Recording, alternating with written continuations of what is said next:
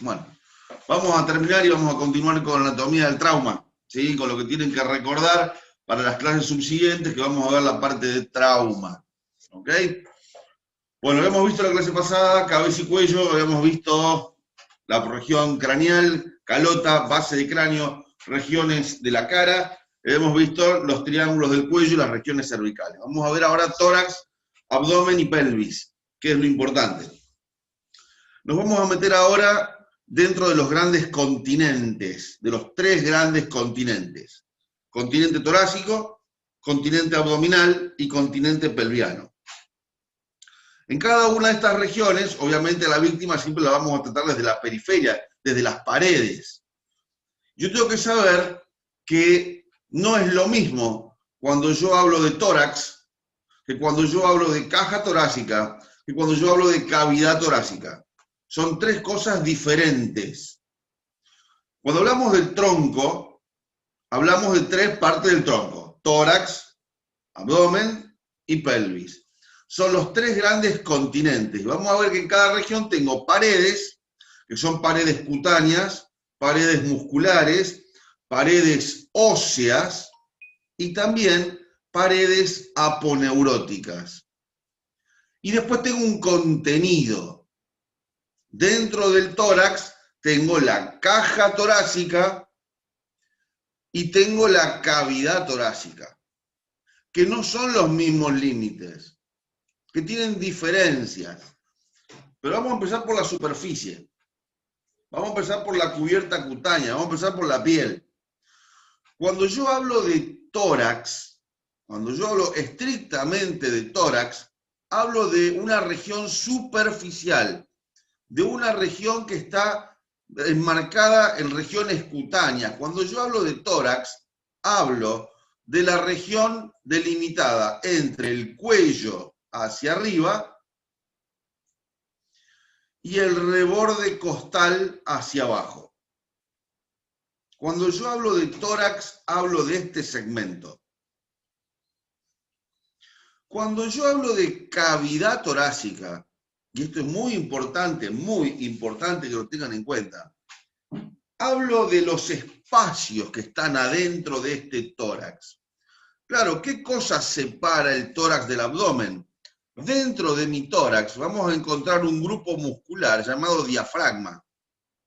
El diafragma es un músculo, es un conjunto de músculos, en realidad no es un músculo, que tiene una forma de bóveda, y el diafragma separa la cavidad torácica, separa la cavidad torácica de la cavidad abdominal. Cuando hablamos de tórax, hablo de todo lo alto de la región topográfica, del cuello al abdomen. Cuando hablo de cavidad torácica, hablo de un espacio que adelante no tiene más de 15 centímetros. De acá hasta acá no hay más de 15 centímetros. Por delante, por atrás hay un poquito más. La cavidad torácica es el espacio dentro del tórax que se extiende del orificio superior del tórax, o sea, de la base del cuello, hasta el diafragma. Claro, ustedes van a decir, pero el diafragma no se ve. Y claro que el diafragma no se ve porque está dentro de la cavidad. Pero el diafragma, la parte más alta en el varón,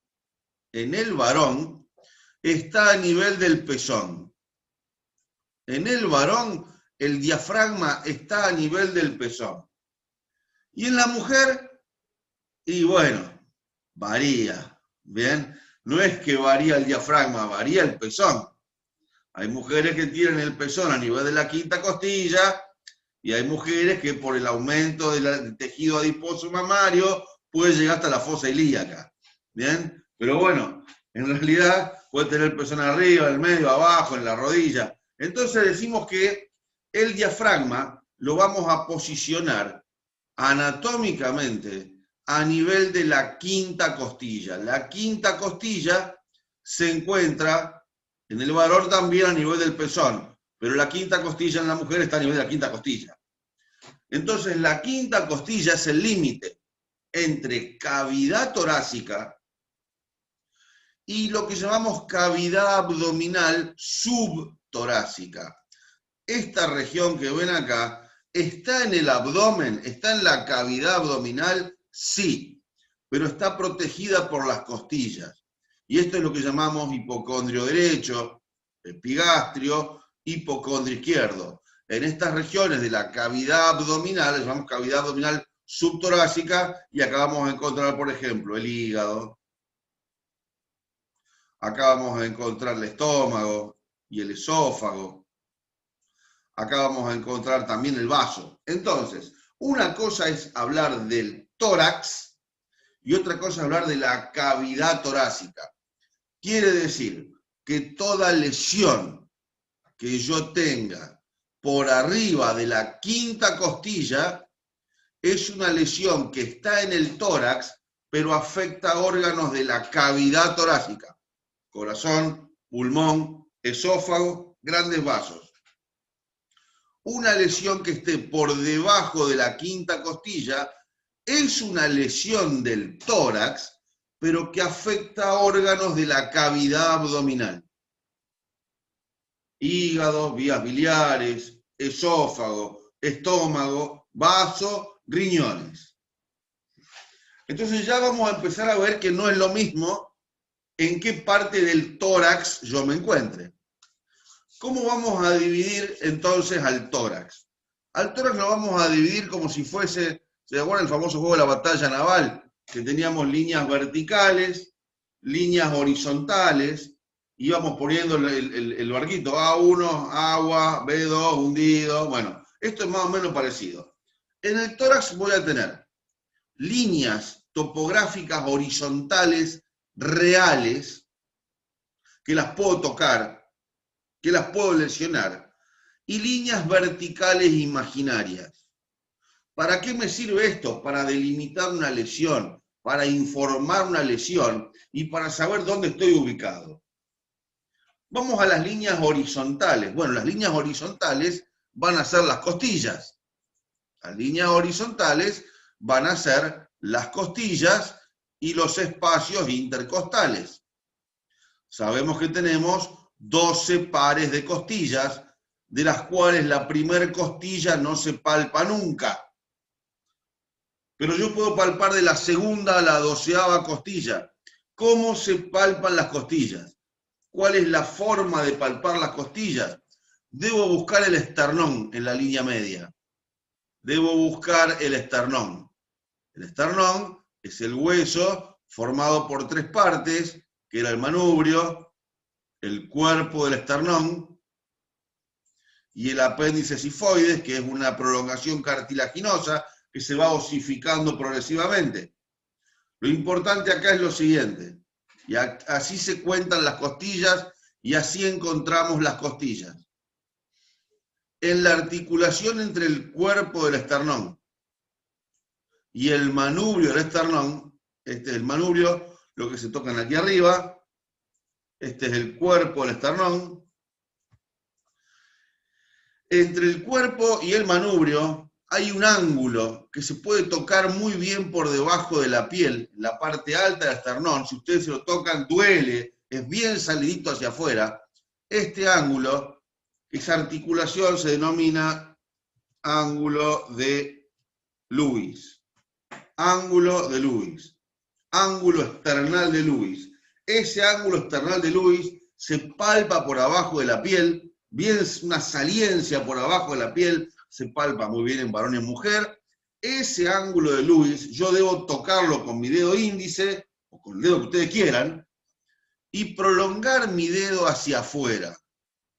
Cuando yo prolongo mi dedo hacia los lados del ángulo de Lewis, lo que voy a tocar es el segundo cartílago costal. Segundo cartílago costal. Y el segundo cartílago costal me lleva a la segunda costilla. Me lleva a la segunda costilla. Y a partir de ahí empiezo a tocar todas las costillas. Ángulo de Lewis, segundo cartílago costal hacia afuera, segunda costilla. Sigo con mi dedito hacia abajo, voy a encontrar una depresión, que es el segundo espacio intercostal. Sigo hacia abajo, tercera costilla, tercer cartílago costal. Sigo hacia abajo, tercer espacio intercostal. Sigo hacia abajo, cuarta costilla, cuarto espacio. Quinta costilla, quinto espacio. Y de esa forma yo puedo tocar todas mis costillas y todos los espacios intercostales, pues cuidado. A nivel del segundo espacio intercostal, es donde yo voy a poner mi llave de 3 vías si yo tengo un neumotórax hipertensivo, para descomprimir el neumotórax. Entonces, hay cosas que yo tengo que empezar a saber cómo encontrar estos lugares. Entonces, para ubicarme en el tórax, ya sea caja torácica, o sea, cavidad torácica, cavidad abdominal, tengo líneas horizontales reales. Costillas, espacios intercostales, que los empiezo a tocar a partir del ángulo esternal del lumbar. Profe, una pregunta. Vale. ¿Se sigue haciendo el estímulo doloroso en la zona del cuerpo del esternón? Sí. Para el ABDI, para el estado de conciencia, sí, exactamente. ¿En el cuerpo del esternón sería? En el cuerpo del esternón. Sí. Perfecto. Porque, a ver, lo podés hacer en el manubrio, sí, pero como tenés clavícula y demás, es muy engorroso. Es mejor el cuerpo del esternón. Listo. Es mucho mejor. Gracias. ¿Sí? Bueno, vamos a las líneas verticales. Las líneas verticales son líneas imaginarias, en las cuales, en la intersección de mis líneas verticales con las líneas horizontales, yo voy a delimitar algunos puntos claves en mi tórax y en mi caja torácica. La primera línea vertical que vamos a ver es la que pasa exactamente por la línea media del esternón y cae luego en la línea media del ombligo. Esa línea, no Diego, no hay problema, esa línea se llama línea medio esternal. Medio esternal. Línea que pasa exactamente por la línea media del esternón. Esa me divide el tórax en dos mitades iguales, derecha e izquierda. Ahora, una línea vertical que pasa por el borde externo del esternón, por el borde lateral del esternón, ya sea a la derecha o a la izquierda, cualquiera de los dos, la marcamos en este caso a la izquierda, pero puede ser cualquiera de los dos, esta línea se llama línea external. La línea vertical que pasa por el borde lateral del esternón, ya sea derecha o izquierda. Después tengo una de las líneas verticales más importantes de todas, más usada por todos, que es una línea que pasa por la mitad de la clavícula, que se llama línea hemiclavicular. Hemiclavicular. Claro, pues sí, pasa por la mitad de la clavícula, pero entonces ¿qué hago? Mido la clavícula, divido por 2 y ahí trazo la línea vertical. Y nadie va a tener 1 centímetro o una cinta métrica para medir la clavícula. Esa línea vertical coincide que pasa por el vértice del pezón también. O sea, la línea hemiclavicular también pasa por el vértice del pezón. ¿Está? Esta es una línea muy utilizada porque la vamos a usar también para para delimitar regiones de la cavidad abdominal. Entre la línea external y la línea hemiclavicular, tengo una línea que puede pasar en cualquiera de los segmentos entre las dos. Entre la línea external y la hemiclavicular, puedo trazar un montón de líneas paralelas, llamada línea paraesternal. Línea paraesternal. Por ejemplo, entre la línea paraesternal y el segundo espacio intercostal derecho, tengo la salida de la arteria aorta. Segundo espacio intercostal izquierdo, línea paraesternal, tengo la salida de la arteria pulmonar. O sea que ya empiezo a jugar a mi batalla naval dentro del tórax. Y la última línea que veo en la pared anterior del tórax Por eso sirve para delimitar enfermedades, para delimitar patologías y para buscar estructuras. Es esta línea, llamada línea axilar anterior. Línea axilar anterior. ¿Dónde busco la línea axilar anterior? La línea axilar anterior es una línea que pasa por el borde externo del pectoral mayor. Pasa por el borde externo del músculo pectoral mayor. Esas son las líneas verticales que yo voy a utilizar para intersectar con las líneas horizontales. En esta proyección anterior topográfica del tórax, quiero que se acuerden algo. ¿Se acuerdan que yo hace un ratito les hablé del ángulo esternal de Lewis? Este ángulo esternal que me servía para contar las costillas. Bueno, el ángulo de Lewis hacia atrás contacta con la cuarta vértebra torácica. Y a nivel, escuchen bien, a nivel del ángulo de Lewis, voy a encontrar el borde superior del callado de la aorta, voy a encontrar el borde superior del callado de la aorta con el origen de sus vasos más importantes, tronco arterial brachiocefálico, carótida primitiva izquierda, subclave izquierda. A nivel del ángulo de Lewis, desemboca la vena cava superior en la aurícula derecha. A nivel del ángulo de Lewis, tengo la bifurcación de la tráquea en sus dos bronquios fuentes, derecho e izquierdo. A nivel del ángulo de Lewis, la vena ácigos mayor llega a la vena cava superior. Fíjense todos los datos importantes que marca el ángulo de Lewis. Fíjense, una lesión a nivel del ángulo de Lewis es catastrófica para el tórax. Borde superior del callado de la aorta, vena cava superior desembocando en la aurícula derecha, bifurcación de la tráquea y llegada del callado de la vena ácigos mayor. Todas estas son las líneas verticales y horizontales de la pared anterior del tórax, de la región torácica anterior.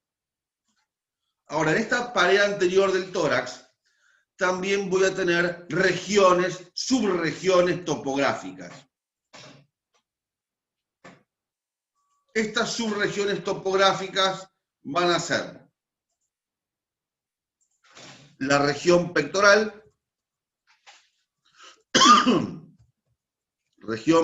que en la mujer se llama región mamaria, la región axilar, la región subclavicular,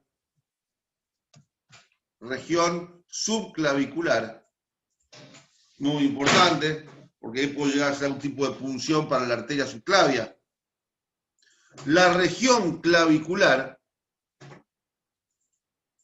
la región deltoidea. Esta es la región subpectoral, que en la mujer se llama región submamaria. Y esta es la región lateral del tórax. Estas son las subregiones topográficas que tengo. Entonces, cuando yo tengo una herida penetrante, una herida perforante acá, yo debo ubicar que la herida está en la región pectoral. Una región acá, región subclavicular, una lesión en la región axilar, en la región subpectoral. Entonces tengo que saber dónde estoy ubicado para ubicar las lesiones. ¿Bien? Esta es la división topográfica de la superficie de la pared torácica en la cara anterior. Esto es tórax. Después vamos a ver cavidad torácica. Vamos a la pared posterior. Bueno, aquí tenemos en la mujer las mismas regiones, pero la región pectoral pasa a llamarse región mamaria. ¿Bien? Y la subpectoral, región submamaria. Vamos hacia atrás. La pared posterior del tórax es la pared más resistente al trauma. cosa importante, la pared anterior del tórax es la que absorbe mejor el trauma, es la pared elástica, es la pared más elástica porque tengo los cartílagos costales. Por lo tanto, toda compresión anterior, todo traumatismo de la pared anterior del tórax, el tórax se lo banca, porque tiene capacidad elástica por los cartílagos costales. Claro, se la banca la pared, pero la energía de impacto se transmite hacia atrás. Y atrás tengo pulmón, tengo corazón, tengo el hígado, tengo el estómago, tengo el vaso, que no se banca el impacto. Por lo tanto, todo traumatismo anterior, la pared tiene capacidad de resistencia elástica, pero mis órganos no. La pared posterior es la más rígida, de todas las paredes, de todo el tronco. ¿Por qué es la más rígida? Porque tengo la columna vertebral. Porque tengo unos potentes y poderosos músculos paravertebrales, que son los músculos que están al lado de la columna. Mantienen la columna erguida, mantienen la columna recta y yo puedo mantener de cúbito de pie. Y tengo el omóplato cubriendo por atrás, protegiendo por atrás las costillas, rodeado de potentes músculos periescapulares, supraespinoso, infraespinoso, subescapular, redondo mayor, redondo menor, deltoides, trapecio, todos me van a cubrir la escápula. Por eso es la pared rígida del tronco. Acá también voy a tener regiones en esta pared posterior. Y también voy a tener líneas. ¿Bien? Principalmente acá las líneas más importantes de la pared posterior del tórax van a ser la línea espinal o línea medio espinal. Medio esternal por delante, medio espinal por atrás. Esta línea medio espinal representa lo único que yo puedo palpar de la columna vertebral, que son las apófisis espinosas de las vértebras. Lo único que yo puedo palpar de toda la columna vertebral y me sirve para contar las vértebras. Las vértebras se empiezan a contar, así como las costillas yo las cuento desde el ángulo de Lewis, las vértebras las cuento desde acá. ¿Qué es desde acá? Esta es la apófisis espinosa de la séptima vértebra cervical. La apófisis espinosa de la séptima vértebra cervical es la más larga de todas. Para tocarla bien, flexionen el cuello y tóquense bien la columna en la base del cuello. Eso que sobresale bien atrás, esa es la séptima vértebra cervical. De ahí hacia arriba van a tocar solamente hasta la quinta vértebra cervical. Van a tocar la séptima, van a tocar la sexta y van a tocar la quinta vértebra cervical. De ahí hacia arriba no se puede tocar más porque las apófisis espinosas son cortitas y tengo una gran masa muscular de los músculos de la nuca. Pero hacia abajo van a tocar todas las vértebras hasta el vértice del coxis. Y ahí empiezan a contar las vértebras. Séptima cervical, primera torácica, segunda, tercera, 12ª torácica, primera lumbar, segunda lumbar, tercera lumbar, todas. Eso me dice a mí que si yo les digo, el uréter está a nivel de la apófisis transversa de la segunda vértebra lumbar. Y decís, bueno, ¿dónde está la segunda vértebra lumbar? Empieza a tocar séptima cervical, tocas las 12 vértebras torácicas, tocas primera lumbar, tocas segunda lumbar. Como yo juego a mi batalla naval por delante, con las costillas y las líneas torácicas verticales, hacia atrás juego con las apófisis espinosas de las vértebras de la columna vertebral. A los lados de la línea medio espinal tengo la línea paravertebral.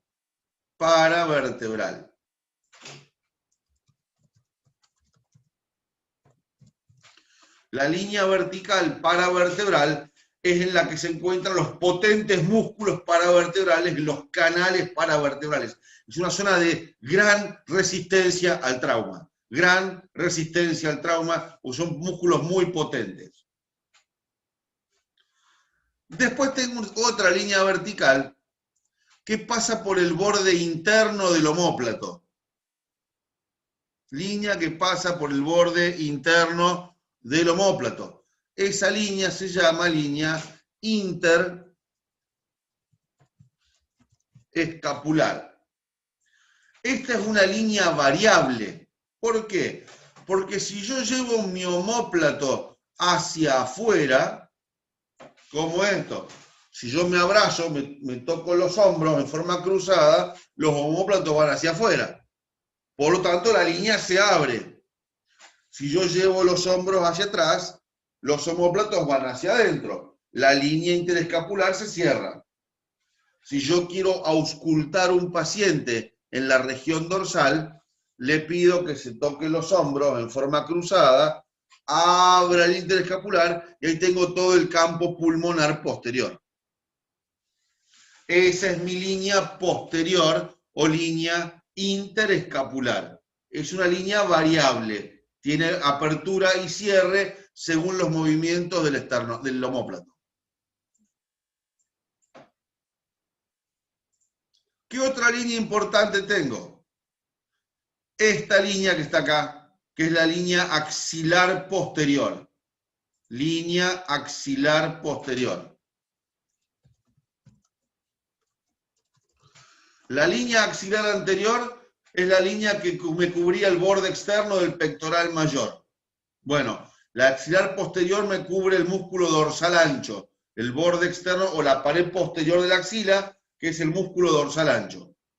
Entre esas dos líneas, axilar anterior y axilar posterior, tengo la línea axilar media. La axilar media es la que está en el vértice de la axila. Daría a la cabeza del húmero. Bien, ya tengo las líneas posteriores del tórax. Medio espinal, paravertebral, interescapular móvil, axilar posterior. Si dijimos que la pared anterior del tórax es la más elástica de todas, absorbe bien el trauma, la pared posterior es la más rígida de todas. Potentes músculos, potentes estructuras óseas, móviles, para soportar peso y tracción. Vamos a ver que la parte más débil del tórax, lejos, es la pared lateral. La pared lateral, si la anterior es elástica, la posterior es rígida, cuando tengo un impacto anteroposterior, lo que se fracturan son siempre las caras laterales de las costillas. La pared lateral del tórax es la más débil ante el trauma. Ahí voy a ir a buscar las costillas. ¿Pero qué quiere decir eso?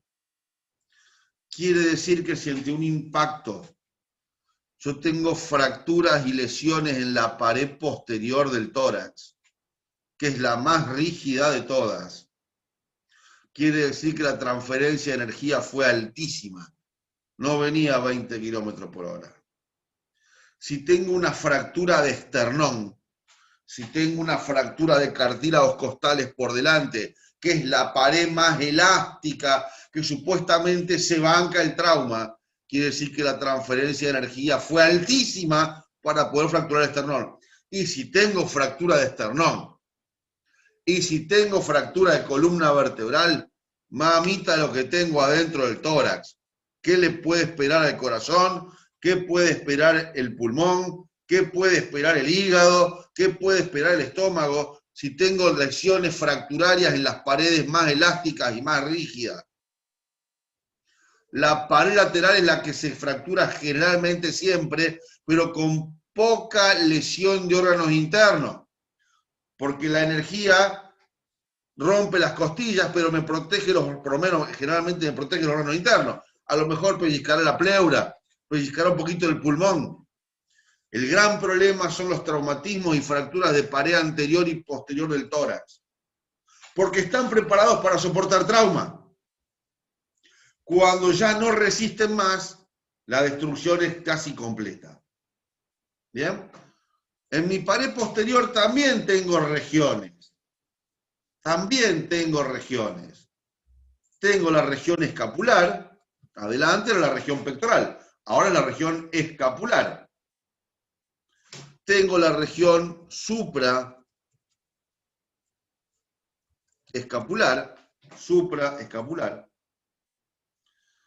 Tengo la región espinal, donde está la columna vertebral. Bien. También tengo región deltoidea.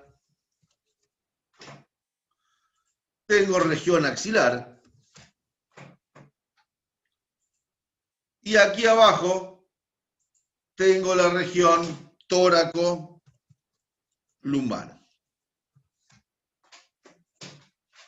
Bien, estas son las regiones topográficas de la pared posterior del tórax. Del tórax, no de la cavidad torácica. Pero recuerden esto, en la pared anterior, el límite entre cavidad abdominal y cavidad torácica era la quinta costilla, porque era la parte más alta del diafragma. En la pared posterior, el límite entre cavidad torácica y cavidad abdominal es la 12ª vértebra torácica y la 12ª costilla, porque el diafragma acá sí llega hasta abajo. Hacia atrás, el límite entre cavidad torácica y cavidad abdominal es la 12ª costilla, es la 12ª vértebra torácica. Adelante es más alto, atrás es más bajo.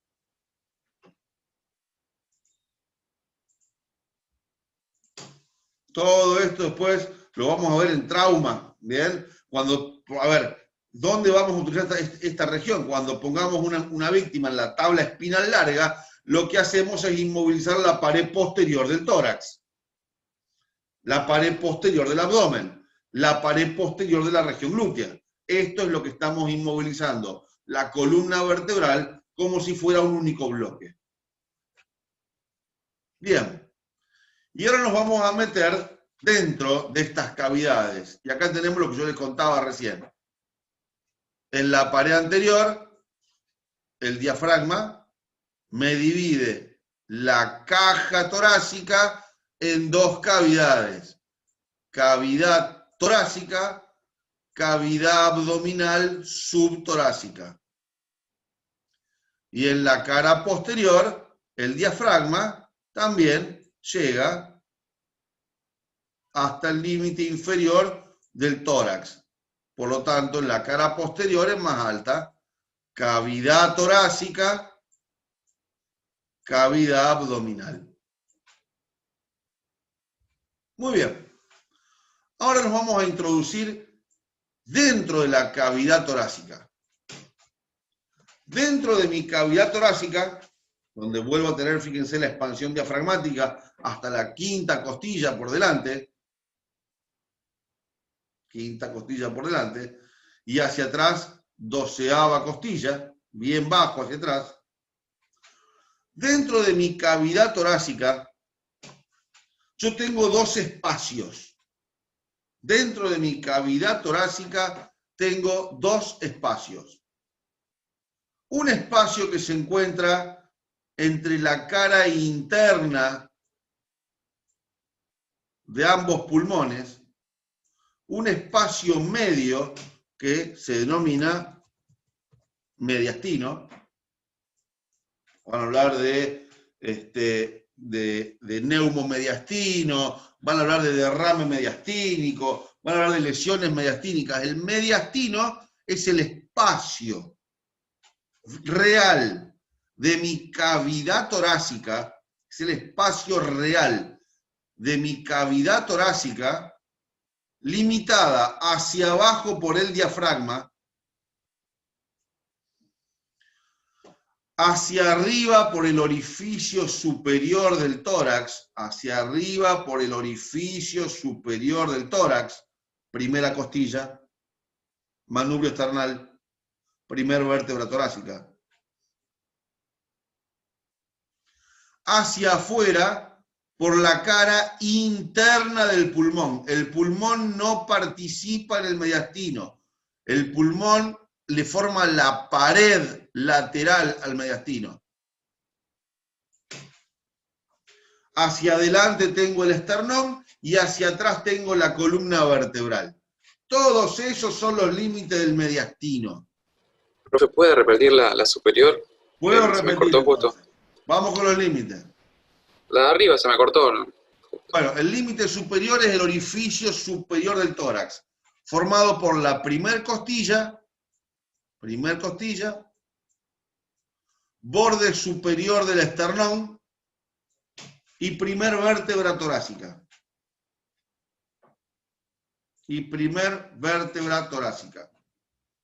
Ese es el orificio superior del tórax, que es lo mismo decir la base del cuello. Muy bien. Gracias, profe. De nada. ¿Qué tengo en el mediastino? De adelante hacia atrás, porque siempre vamos a pensar, cuando hablemos de cinemática del trauma, qué órganos pueden estar lesionados. Y siempre vamos a ver según la cinemática. Tengo un impacto frontal, ¿bien? El tipo se dio en un impacto frontal en el automóvil y golpeó el tórax contra el volante, ¿bien? O un impacto posterior, golpeó la columna vertebral contra el asiento, salió despedido hacia arriba y hacia atrás. Entonces vamos a pensar siempre qué elementos tengo de adelante hacia atrás en el mediastino. El primer órgano que va a sufrir un impacto frontal, siempre, obviamente, piel y esternón, ¿no? Es pericardio y corazón. El primer elemento que tengo es el pericardio y el corazón.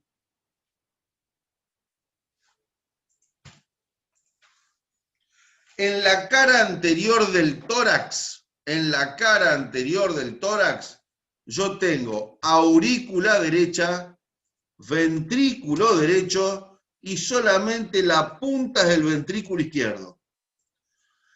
Toda herida penetrante y perforante en pared anterior va a las cámaras derechas, aurícula derecha, ventrículo derecho, y solo en la punta, que es línea hemiclavicular izquierda, quinto espacio intercostal, ventrículo izquierdo.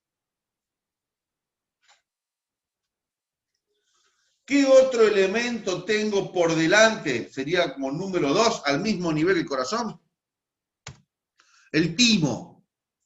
El timo es un órgano linfático, es un órgano de maduración de los linfocitos. De todos los que estamos acá, ninguno más tiene timo. Quédense tranquilos porque desaparece a los 15 años.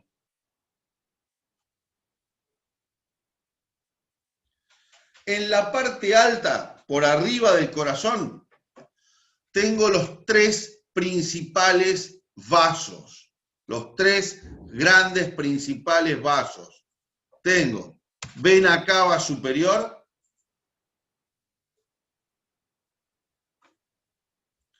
tengo el callado de la aorta y tengo el tronco de la arteria pulmonar. Vena cava superior está a la derecha. En la línea media está el callado de la aorta. Y a la izquierda está la arteria pulmonar. Podríamos marcar acá abajo la vena cava inferior. La vena cava inferior generalmente se lesiona cuando hay desgarro del diafragma. ¿Saben cuando hay desgarro del diafragma? En las caídas de altura. ¿Bien? En las caídas de altura generalmente puede haber desgarro de diafragma o en las compresiones anteroposteriores del tórax. Muy bien. Por detrás de los grandes vasos, como número 7, vamos a poner el árbol tráqueo-bronquial. Tráquea y bronquios. Tráquea y bronquios. Acuérdense que la tráquea se divide en los bronquios a nivel del ángulo de Lewis. Por detrás de la tráquea, como número 8, sería mediastino posterior. Pongan esófago, esófago,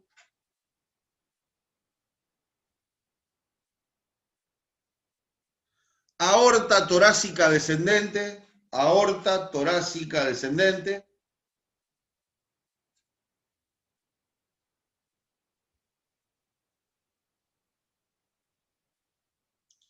venas ácigos,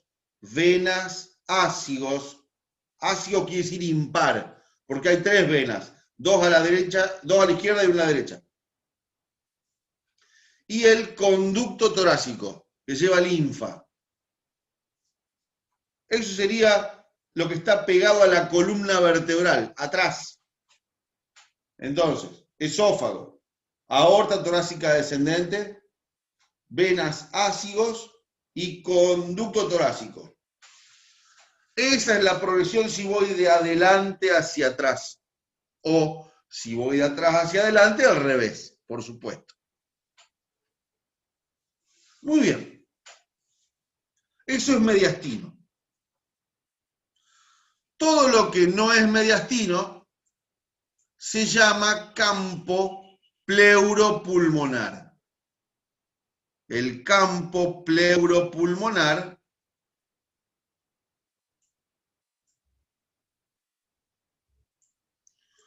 es el espacio donde encuentro el pulmón, obviamente, envuelto en su membrana, que es la pleura. Y acá viene algo muy, pero muy importante para entender lo que pasa en los traumatismos de tórax, para entender lo que pasa en el neumotórax hipertensivo, para entender lo que pasa en las fracturas costales. Y el tema es así. Yo tengo, si voy desde la superficie a la profundidad, tengo la piel, esta es la piel del tórax. Por debajo de la piel del tórax tengo los músculos que me van a permitir mover las costillas. Músculo serrato mayor, músculo pectoral mayor, músculo pectoral menor, el diafragma. Por debajo de los músculos yo tengo las costillas. Tengo las costillas. Ustedes ven ahí, vamos a borrar acá para que se vean un poquito mejor las costillas. Y presten atención ahora.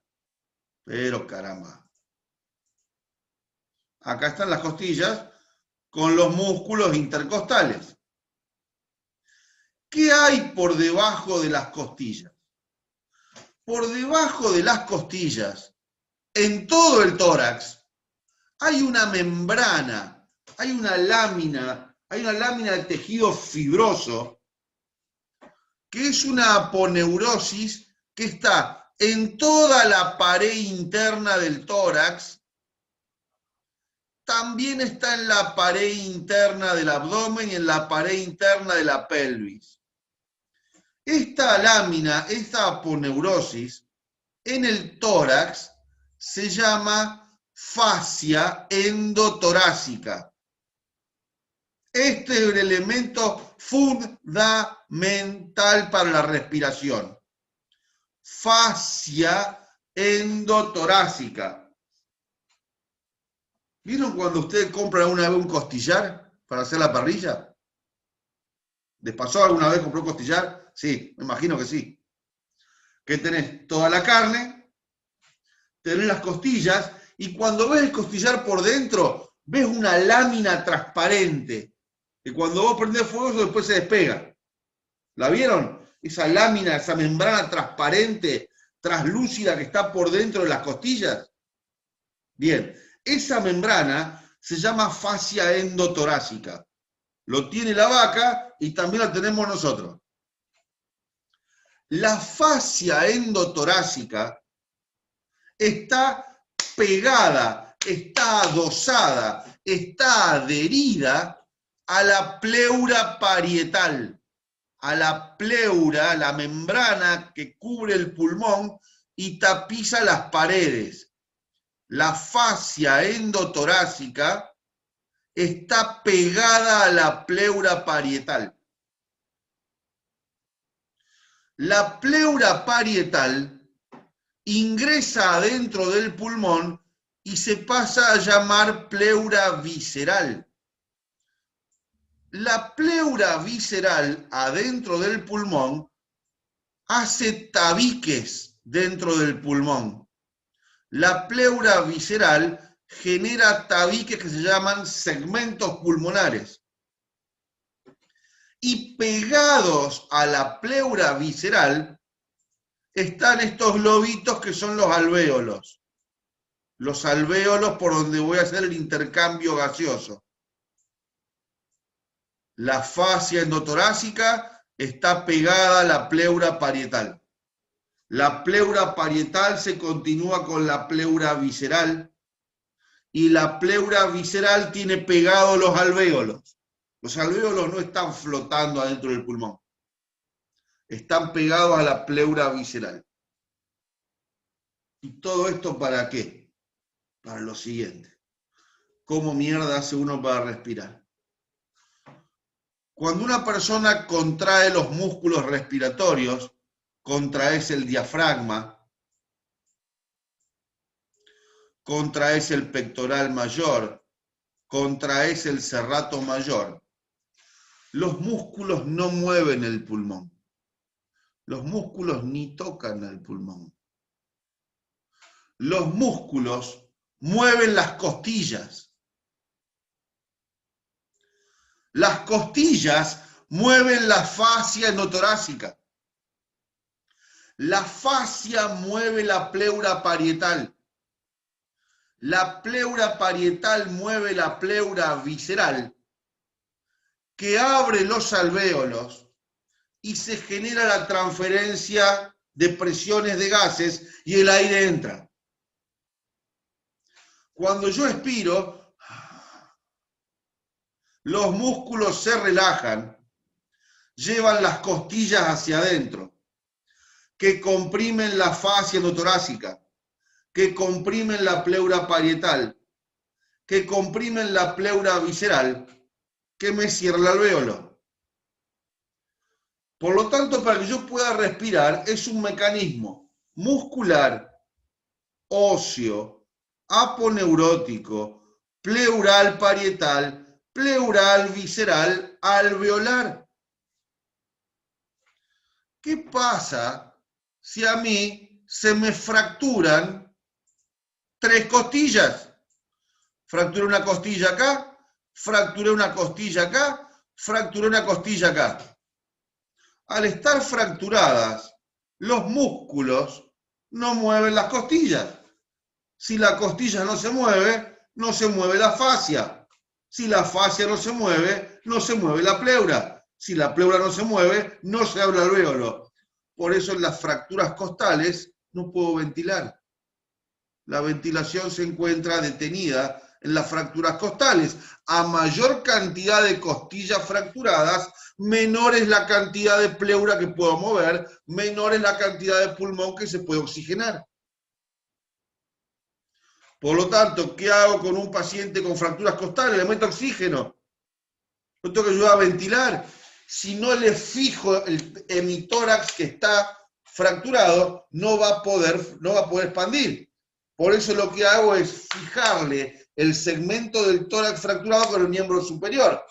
¿Por qué? Porque al estar ese tórax fijado al miembro, cuando yo inspiro, el miembro se mueve y es el miembro que tracciona la fascia y ahí puedo respirar.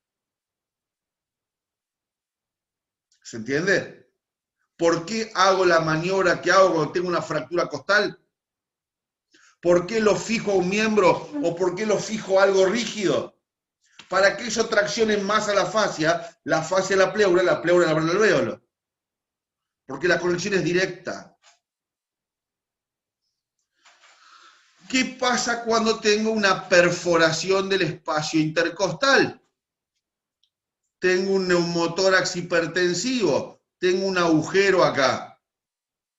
En este agujero, en el espacio intercostal, entra aire por vía ventilatoria, entra aire por el agujero. El agujero despega la pleura parietal de la pleura visceral y entra aire en el espacio. Y ese espacio me comprime el pulmón. Entonces, empezar a entender cómo están conectados los elementos de la caja torácica con la mecánica ventilatoria. Y ahí tengo los dos ejemplos que marcábamos hoy. ¿Bien? Dijimos, impacto anterior del tórax contra el volante. La pared anterior se la banca porque es elástica. La pared posterior se la banca porque es rígida. ¿Quién fractura? Pared lateral. En la pared lateral del tórax, que es la parte más débil de todas, se producen múltiples fracturas costales. Por lo tanto, tengo un tórax inestable. ¿Qué pasa con estas fracturas? Estas fracturas no mueven fascia torácica, no mueven pleura parietal, no mueven pleura visceral, no hay ventilación. Y además, la transferencia de energía mecánica, energía física, por impacto anterior. El esternón se la banca, la columna se la banca, pero el mediastino se comprime. Y hay desgarro de la aorta, hay desinserción de la aorta del ventrículo izquierdo, hay traumatismo contuso en la pared anterior del corazón, aurícula y ventrículo derecho. Esto ocurre no solamente con el volante, esto ocurre también con el airbag. El airbag no es nada más que un impacto a alta velocidad y alta potencia contra el esternón. Está bien, me frena el esternón, pero las vísceras siguen para adelante. Ya lo vamos a ver. Profe, Sí. una pregunta. Dale. Había leído yo en algún momento, que ahora se me vino, en la zona de la exploración de la región del tórax, que teníamos que ver cuando una persona usa, que dice respira usando músculos accesorios. ¿A qué se refiere eso? Hay un montón de músculos, por ejemplo, pectoral, bien, serratos, músculos paravertebrales, que la función que tienen es mover el aparato locomotor. Pero como también se insertan en las costillas, ¿sí? Cuando me hace falta mayor volumen, porque con el diafragma solo no me alcanza, imagínate correr este colectivo 5 cuadras, ¿sí? Como yo ya llego tarde a todos lados, no corro más colectivo, olvídate de eso, ¿bien? Empiezo a tener que poner en funcionamiento un grupo muscular accesorio para aumentar el volumen torácico. Pero para poder usar esos músculos hay una cuestión importante. Son músculos del miembro superior que se amarran al tórax.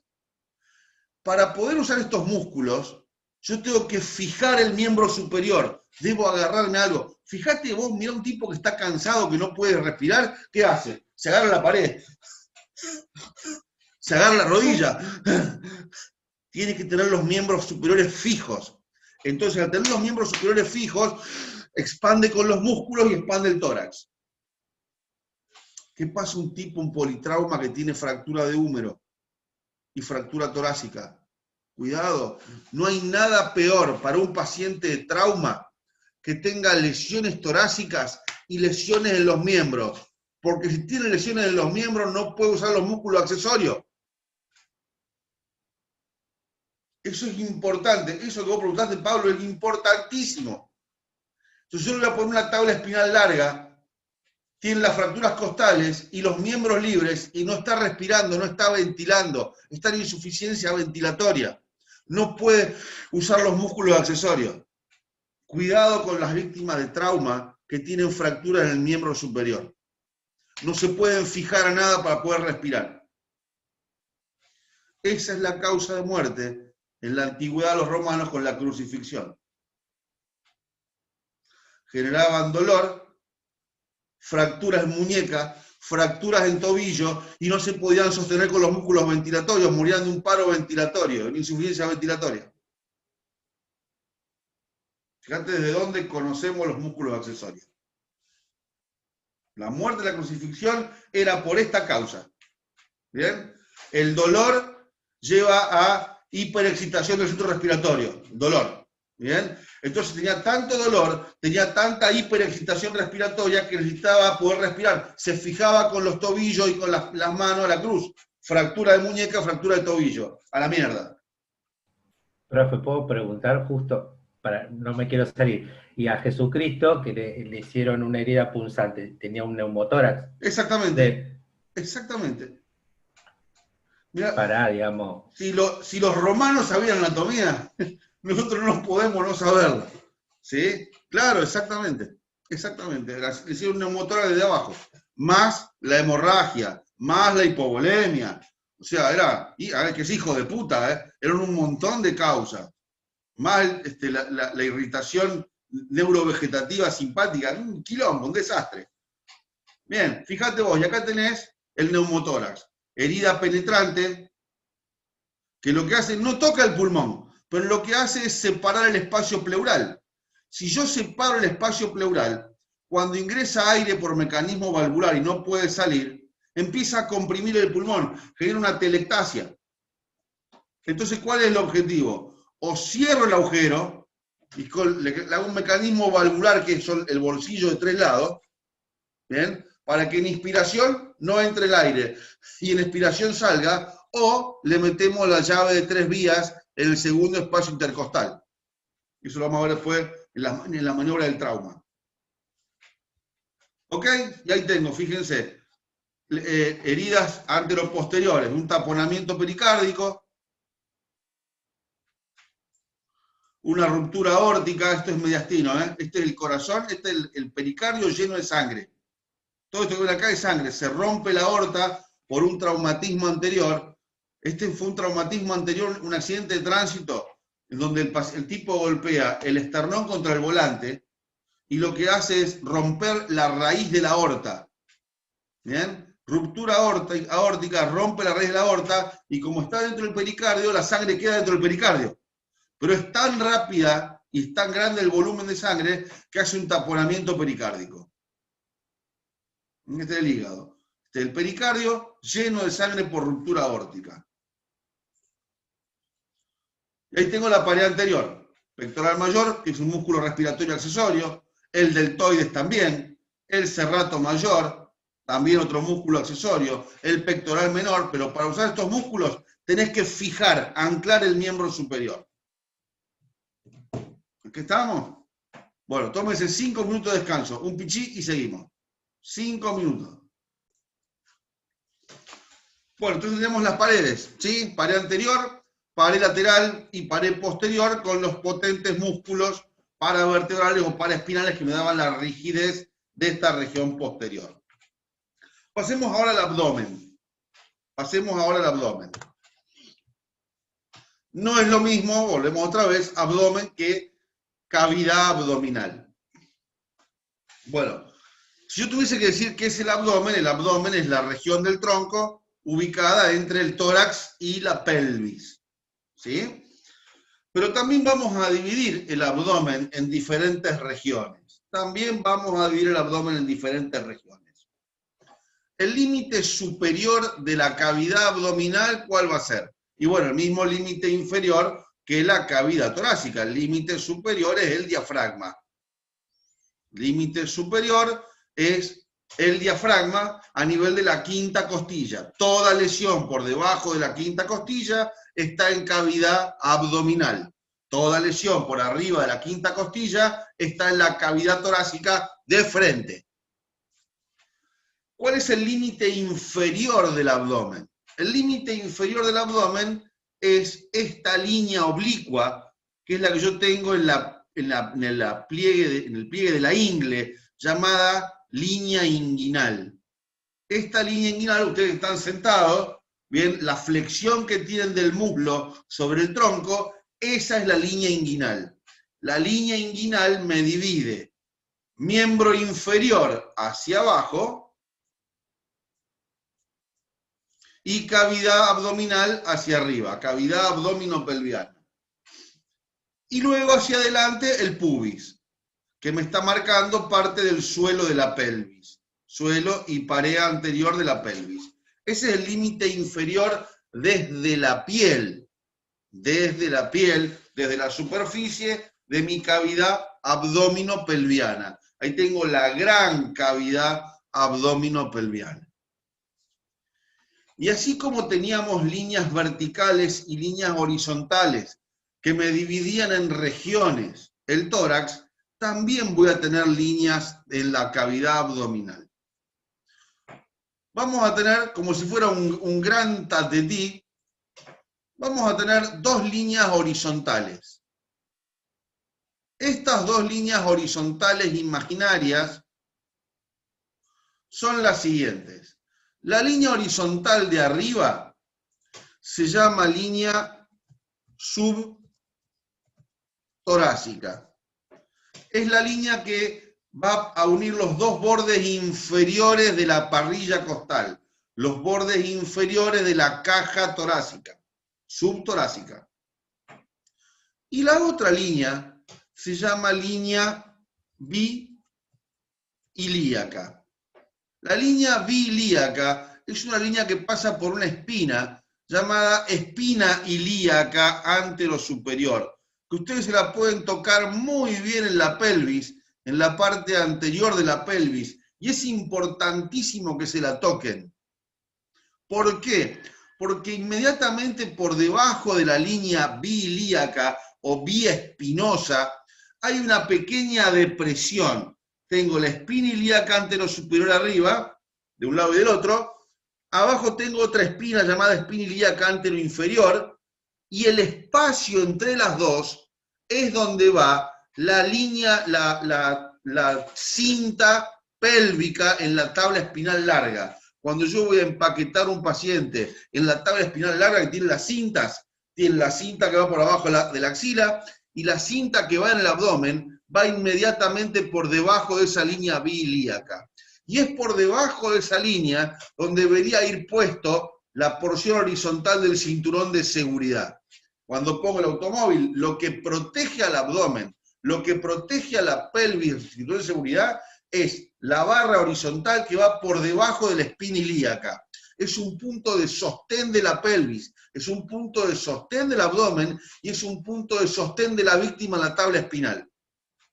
O sea que ya estamos viendo regiones que nos van a servir para empaquetar una víctima en la tabla espinal larga. Bueno, línea biilíaca. Y luego vamos a tirar dos líneas verticales imaginarias, que son líneas que las veníamos trayendo desde el tórax, son las líneas hemiclaviculares. Las líneas hemiclaviculares. Las líneas hemiclaviculares que me dividían el tórax, ahora las traigo hacia el abdomen. Y ahí me quedó mi abdomen dividido en 9 cuadrantes. Pero ¿qué es lo importante? De estos 9 cuadrantes, vamos a ponerle número y después vamos a poner nombre, 1, 2, 3, 4, 5, 6, 66 no, es muy grande, 7, 8 y 9. De estos 9 cuadrantes yo tengo que saber lo siguiente. Los tres primeros cuadrantes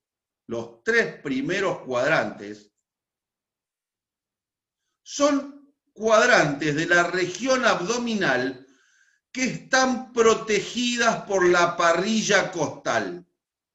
Estos primeros 3 cuadrantes son regiones abdominales que están protegidas por la parrilla costal. Y es de lo que vamos a denominar cavidad abdominal subtorácica. Cavidad abdominal subtorácica. Los órganos que tengan estos primeros cuadrantes están por debajo de la parrilla costal. Están dentro de la caja torácica, pero dentro de la cavidad abdominal por abajo del diafragma. Como número 1, vamos a poner nombre, es el hipocondrio derecho. Como número 2, se llama epigastrio. Y el 3 es el hipocondrio izquierdo. Estas 3 primeras regiones corresponden a la cavidad abdominal subtorácica. Ahí tengo hígado, vías biliares, riñón derecho, riñón izquierdo, esófago, estómago, cuerpo y cola del páncreas, el vaso y el ángulo derecho, el ángulo izquierdo del colon. Todo eso tengo en mis 3 espacios, que yo voy a ir evaluando a la víctima cuando haga la evaluación secundaria. Por lo tanto, las fracturas costales o las perforaciones costales por debajo de la quinta costilla me estarán perforando hígado, vías biliares, esófago, estómago, duodeno, vaso, riñón derecho, riñón izquierdo, cuerpo, cola del páncreas, ángulo esplénico del colon. Las 3 regiones medias, estas, son las regiones abdominales más desprotegidas de todas. Solamente hacia atrás están protegidas por la columna vertebral lumbar. Esto es lo que llamamos cavidad abdominal propiamente dicha. No están protegidas por ningún hueso. Son paredes abdominales blandas. Solo tiene la columna vertebral lumbar hacia atrás. Cavidad abdominal propiamente dicha. Y acá vamos a tener como número 4, flanco derecho. Flanco quiere decir lado, quiere decir costado o lado. 5 es el mesogastrio. 6, flanco izquierdo.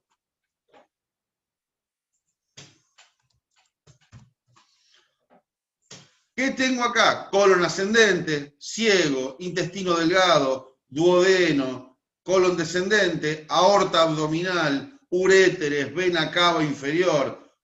Todos los elementos, parte del colon transverso. Pero vamos a los últimos 3 espacios. Los últimos 3 espacios de la cavidad abdominal se encuentran dentro de la cavidad pelviana. Están protegidos por los huesos que van a formar la pelvis. Están protegidos por el sacro, están protegidos por el hueso ilíaco, están protegidos por la pelvis mayor y la pelvis menor. Para poder lesionar estos órganos, primeramente deberé lesionar la pelvis. Y es lo que llamamos cavidad abdominopelviana.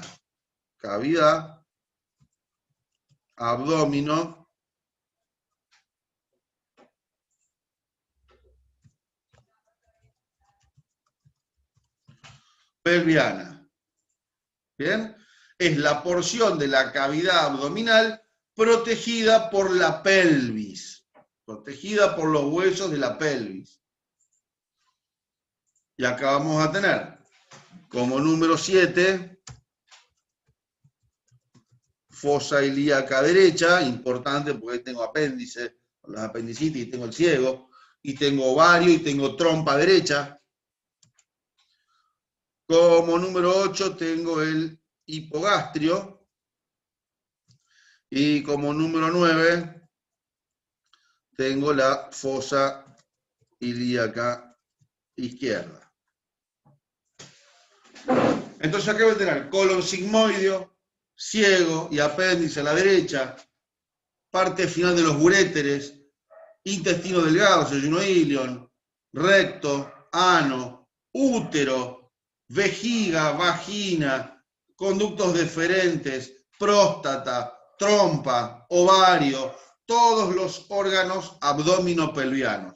Entonces, según la región, según la ubicación donde tenga la lesión, no es lo mismo lesiones en el hemiabdomen superior, en los 3 primeros segmentos, protegidos por la parrilla costal, y van a sufrir en forma secundaria lesiones tóraco-abdominales, que los 3 segmentos inferiores, que van a sufrir las fracturas pélvicas, accidentes de tránsito con fracturas pélvicas e impactación de la cabeza del fémur dentro de la cavidad cotiloidea, dentro de la cavidad pelviana, estallidos de vejiga por compresiones anteriores mal puestas del cinturón de seguridad, que se hace abdomino pelviano, ¿bien?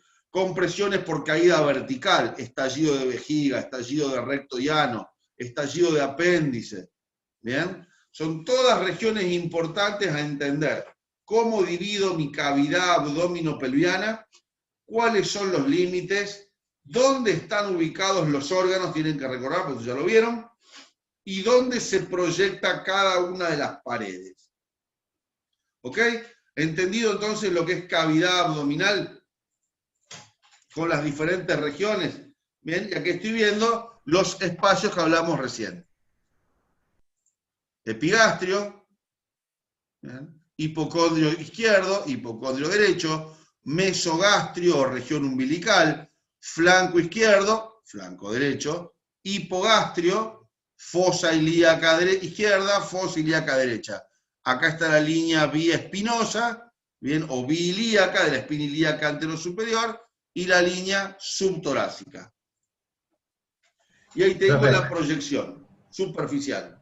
Hígado, en pared anterior, estómago, que sería el vaso, colon, colon transverso, ángulo esplénico del colon, ángulo hepático del colon, yeyuno ilion, intestino delgado móvil, colon sigmoideo, colon iliopélvico y las vísceras pelvianas.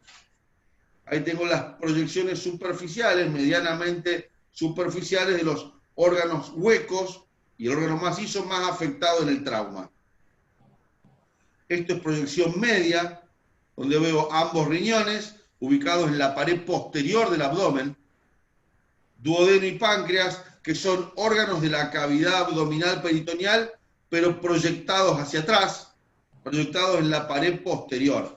Así como teníamos nosotros 9 regiones o 9 segmentos en la pared anterior, en la pared posterior del abdomen, que eso también es abdomen, vamos a tener las siguientes regiones. Vamos a tener la región vertebral,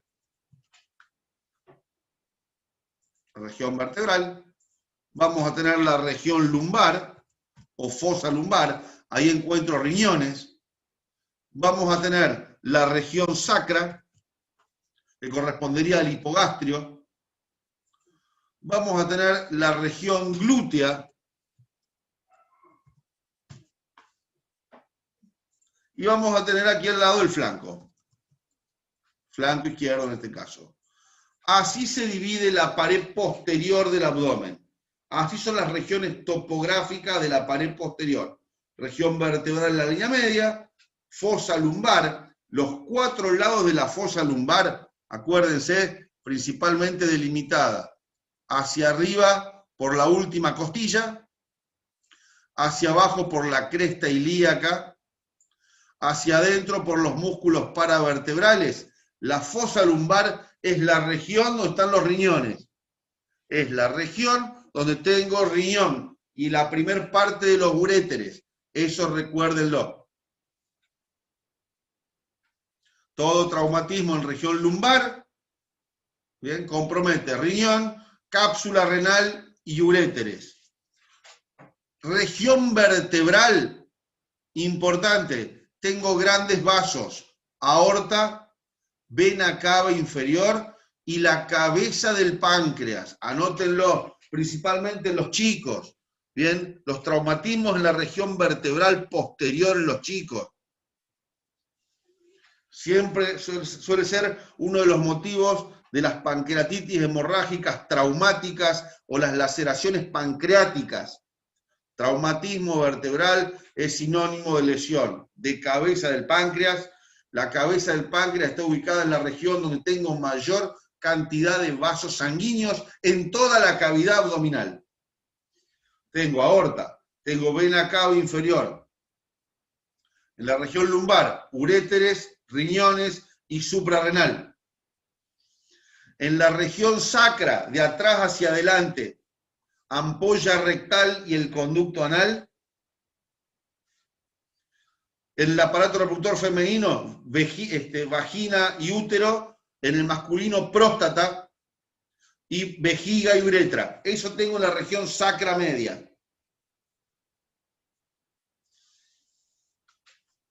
Estas son proyecciones importantes, porque son lugares de declive, lugares de apoyo. Ahí tengo, ¿sí? La proyección posterior de la región lumbar, riñón y uréteres, ¿sí? En la región posterior, pues esto es subtorácico, tengo el vaso. ¿Hasta acá se va entendiendo? Ahí tengo. Una pregunta, profe. Vale. Más allá de lo que sea lesión por trauma, ¿nosotros vamos a aprender a hacer palpación en la zona abdominal? Sí. Por ejemplo, para detectar un apendicitis, que a veces puede ser el signo de Bloomberg, puede ser. Sí. Lo voy a prestar, que para mí es importantísimo porque con eso ya puedes detectar un montón. Sí, se llama punto de McBurney. El punto de McBurney y el punto de proyección superficial del apéndice. Sí, cuando haces la exploración secundaria de la víctima lo vamos a hacer. Perfecto. Vamos a palpar cada cuadrante del abdomen sintiendo cada estructura, ¿sí? De lo que se pueda palpar, por supuesto. ¿Bien? Vamos a ocultar el abdomen para escuchar los ruidos hidroaéreos, para escuchar los soplos de la arteria aorta en sístole. Vamos a tratar de... Pero primero quiero que sepan dónde están las cosas. ¿Bien? Después vamos a ir palpando y vamos a ir viendo la correlación clínica. No solo en trauma, también en la clínica, de lo más importante. ¿Está? Bien. Cómo ir sospechando cada región. Y por último vemos la pelvis. En la pelvis vamos a ver las regiones superficiales de la pelvis. Esta se llama región perineal. Región perineal. Esta es la pelvis femenina, donde vamos a ver por delante la región de la sínfisis del pubis. Por atrás vemos el vértice del sacrocoxis. A los lados vemos el pliegue de la región crural. Aquí tendríamos las ramas isquiopubianas, que son las ramas óseas que unen la sínfisis del pubis con la tuberosidad isquiática. Y vamos a ver diferentes regiones del periné. El periné es el conjunto de partes blandas que cierran la pelvis por debajo. Eso es el periné. Es el conjunto de partes blandas que cierran la pelvis por su estrecho inferior. Y acá voy a ver dos triángulos. Hacia atrás tengo el triángulo anal. El triángulo anal es igual en el varón como en la mujer. Pero a diferencia de la mujer, adelante tengo un triángulo llamado triángulo urogenital. Triángulo urogenital. En el triángulo urogenital voy a encontrar dos partes en la mujer. Voy a encontrar una región media, que es la región vulvar, en la que encuentro labios mayores, que son repliegues cutáneos, labios menores, y por dentro de los labios menores veo el capuchón del clítoris, la uretra, y por atrás el introito vaginal. Entonces, en el suelo pélvico, y esto es importante porque son todas zonas que se pueden palpar a través de la piel, y es importante porque acá lo más llamativo en la pelvis son las fracturas pelvianas, que las fracturas pelvianas pueden ser tan graves que pueden llegar a coleccionar hasta 3 a 4 litros de sangre dentro de la cavidad pelviana y hacer un tipo de shock hipovolémico masivo. Hay que saber palpar las ramas isquiopubianas, vamos a clasificar la fractura de pelvis. En donde en la región femenina tengo entonces la región de los labios mayores, por fuera, labios menores, que son repliegues mucosos, capuchón del clítoris, uretra e introito vaginal. El suelo pélvico en la mujer, por tener la hendidura vaginal, la mujer tiene un periné débil. La mujer tiene un suelo pélvico débil. Va a presentar 3 orificios: conducto anal, conducto vaginal y la uretra.